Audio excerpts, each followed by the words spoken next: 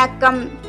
இந்த தொகுப்பில் காதல் திருமணம் கைகூட நினைத்தவர்களை திருமணம் செய்து கொள்ள திருமணம் தடை உள்ளவர்கள் இந்த ஸ்லோகத்தை கல்யாண சுந்தரேஸ்வர் உமாதேவியை தினமும் வணங்கி மனதில் தியானித்து குறைந்தது 45 நாட்களாவது பக்தியோடு சொல்லிக்கொண்டு வர வேண்டும்.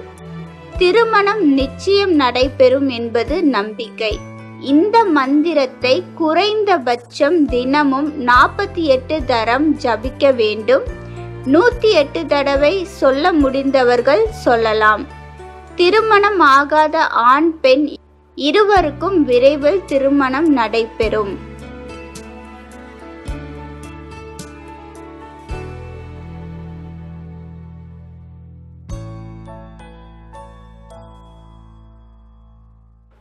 நன்றி.